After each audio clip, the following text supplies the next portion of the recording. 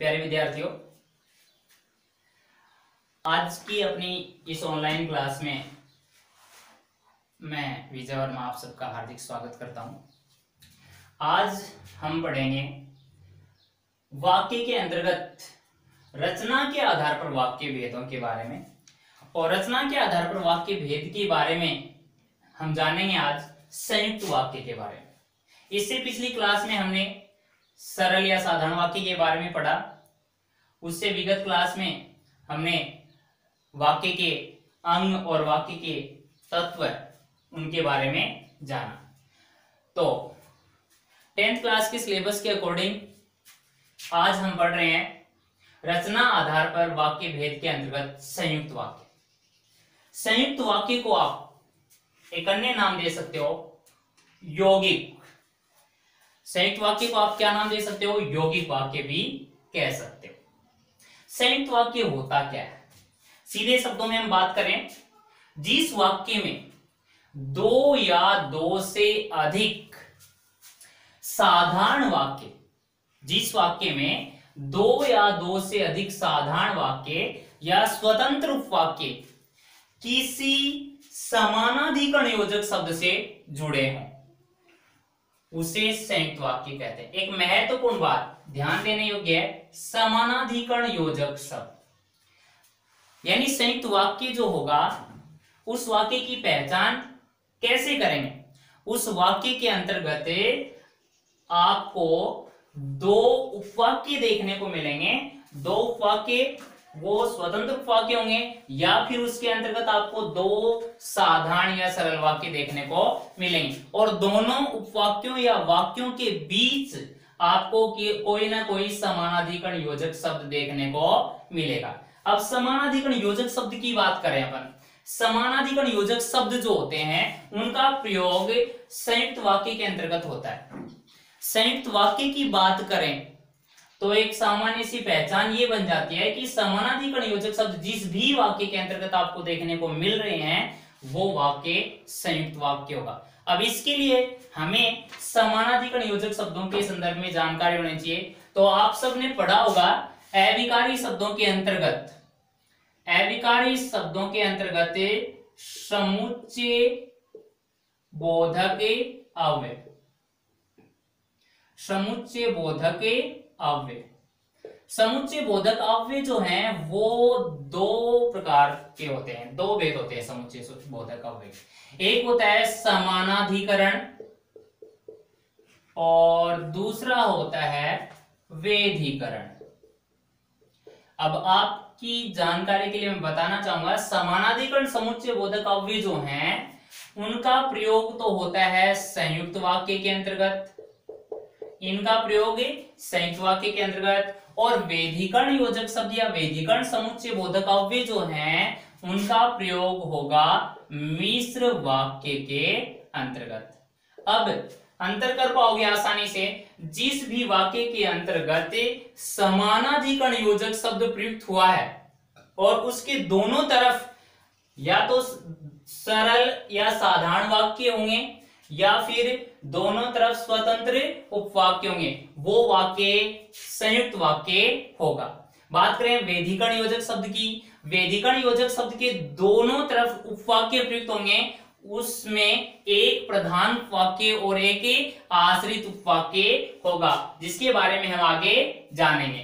तो हम बात करेंगे यहाँ, यानी पहचान के रूप में बात करें संयुक्त वाक्य की पहचान। तो संयुक्त वाक्य की पहचान, जैसा कि आपको मैंने बताया कि संयुक्त वाक्य में समानाधिकरण योजक शब्दों का प्रयोग होता है। कौन कौन से हम उनकी बात करें।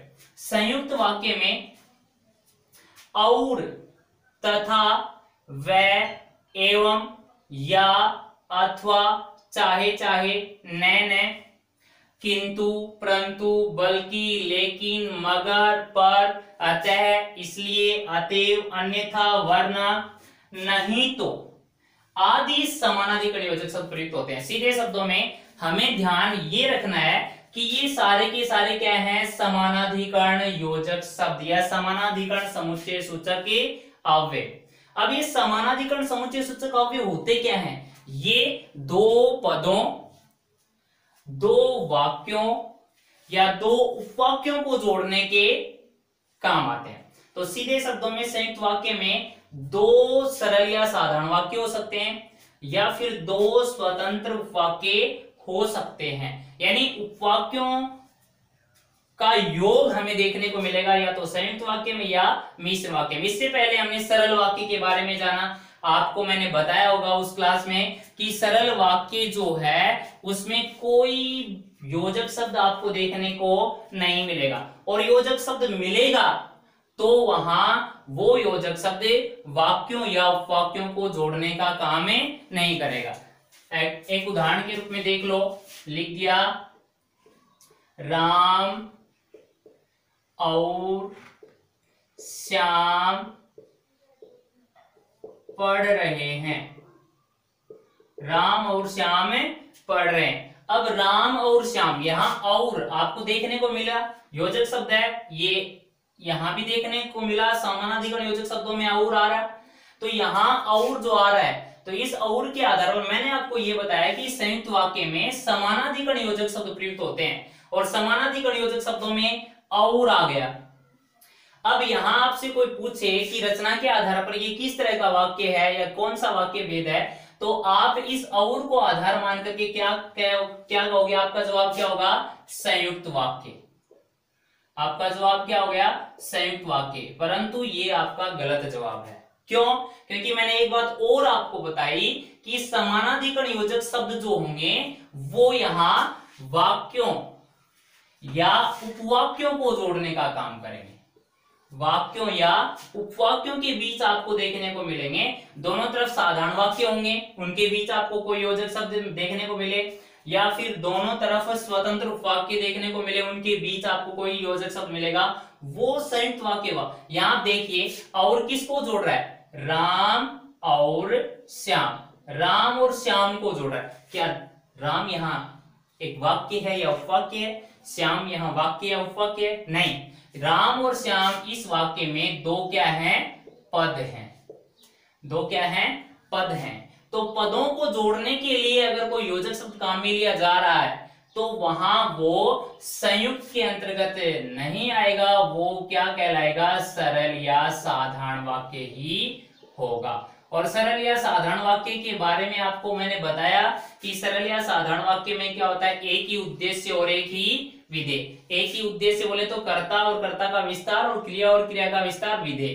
तो यहाँ राम और श्याम, पढ़ने का काम कौन कर रहे हैं? राम और श्याम। तो राम और श्याम यहाँ संयुक्त रूप से एक ही करता है, एक ही करता है, तो इसको हम क्या मानेंगे? उद्देश्य कहेंगे। और शेष बच गया भाग, वो क्या हो गया? विधेय। तो आप देखिए कि इसमें एक ही उद्देश्य और एक ही विधेय है, और जिसमें एक ही उद्देश्य और एक ही विधेय हो वो सरल या साधारण वाक्य होता है। तो ये बात आपको जरूर ध्यान रखनी है कि समानाधिकरण योजक शब्द भले इस वाक्य के अंतर्गत आपको देखने को मिल रहा है और, परंतु फिर भी ये संयुक्त वाक्य नहीं है, क्योंकि संयुक्त वाक्य में आपको जो समानाधिकरण योजक शब्द देखने को मिलेगा उस योजक शब्द के दोनों तरफ आपको वाक्य या उपवाक्य देखने को मिलेंगे, न कि पद। ये बात आपको ध्यान रखनी है। अगर ये बात आप ध्यान रखते हो तो आपको कोई दिक्कत नहीं आएगी वाक्य की पहचान करने में। तो कुछ योजक शब्द हैं जो आपको दिमाग में रखने हैं, आपको ध्यान रखने हैं। समानाधिकरण योजक शब्दों का प्रयोग संयुक्त वाक्य में होता है, दो वाक्यों या उपवाक्यों को जोड़ने का काम करते हैं। अब वो कौन कौन से हैं? तो समानाधिकरण योजक शब्द हैं, उनको भी हम अलग अलग चार रूपों में बांट सकते हैं। उसको भी हम कितने रूपों में बांट सकते हैं? चार रूपों में विभाजित कर सकते हैं। एक तो जैसे बात करें अपन संयोजक। संयोजक जो सारे समानाधिकरण योजक शब्द जोड़ने का काम कर रहे हैं, पर वो समान वाक्यों को बात करें। एक होता है विभाजक या फिर विकल्पक कह सकते हो, यानी विकल्प दें। दोनों तरफ के उपवाक्य जो देखने को मिल रहे हैं वो विकल्प के रूप में अपने को देखने को मिले, वो विभाजक या विकल्पक होंगे। एक बात करें विरोध सूचक, दोनों तरफ जो उपवाक्य देखने को मिलेंगे उनमें आपस में क्या देखने को मिलेगा? विरोध। और अंतिम प्रकार है परिणाम सूचक। परिणाम देखने को मिलेगा। पहला जो वाक्य देखने को मिला उसके बाद जो वाक्य है उसमें उसका परिणाम देखने को मिल रहा है। तो इस तरह से इसके 4 रूप, अगर ये रूप भी आप ध्यान में नहीं रखते हो तो भी कोई ध्यान में नहीं रहते हैं तो भी कोई दिक्कत नहीं है। अब संयोजक जोड़ने का काम करते हैं, वो कौन कौन से हैं? और, तथा, व, एवं, ये 4 तो संयोजक अव्यय के रूप में और काम में आते हैं। विभाजक की बात करें, विभाजक के अंतर्गत आप देखते हो या का प्रयोग करते हैं, अथवा, चाहे चाहे और नैन, इनका प्रयोग हो गया किसमें? इसका प्रयोग हो गया इसमें विभाजक के अंतर्गत, या, अथवा, चाहे चाहे और नैन। विरोध सूचक की बात करें, विरोध सूचक के अंतर्गत अपन बात करें तो विरोध सूचक में आएगा, जैसे किंतु की बात करें, किंतु है, परंतु है, बल्कि है, लेकिन है, पर, ये सब आएंगे किसके अंतर्गत? विरोध सूचक के अंतर्गत। और परिणाम सूचक के अंतर्गत बात करें तो अतः, इसलिए,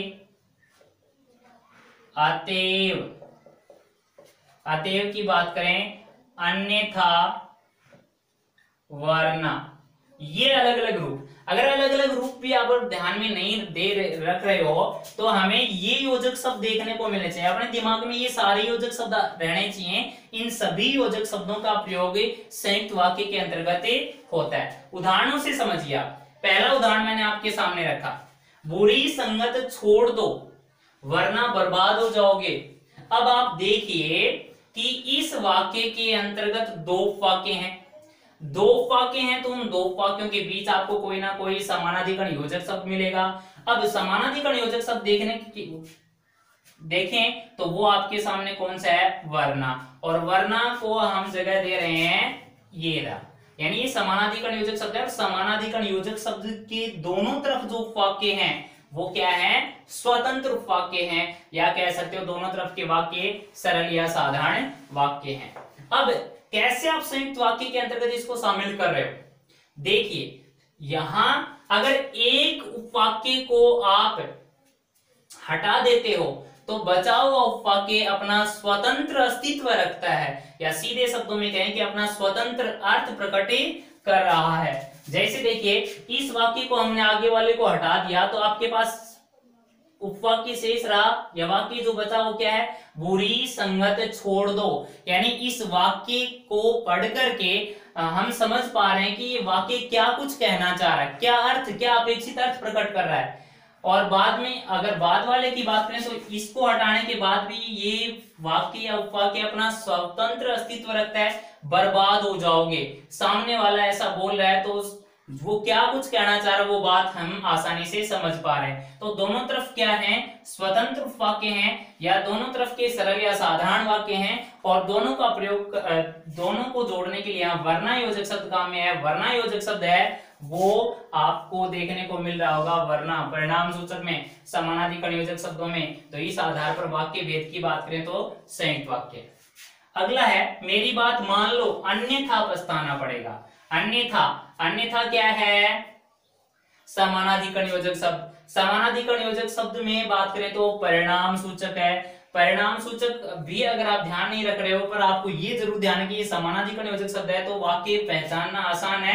अन्यथा का प्रयोग जिस वाक्य में हुआ वो वाक्य क्या हो गया? संयुक्त वाक्य। दोनों तरफ के जो वाक्य हैं वो स्वतंत्र वाक्य कह सकते हो, या दोनों तरफ के वाक्य हैं वो सरल या साधारण। अगला देखो, न वह खुद आया न उसने अपने भाई को भेजा। तो इसमें आया न।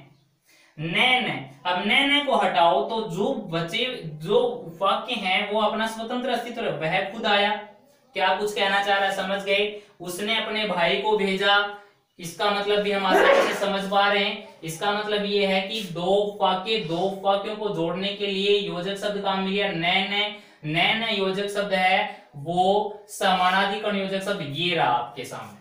तो ये समानाधिकरण योजक शब्द जिस भी वाक्य में प्रयुक्त होते हैं वो वाक्य होता है संयुक्त वाक्य।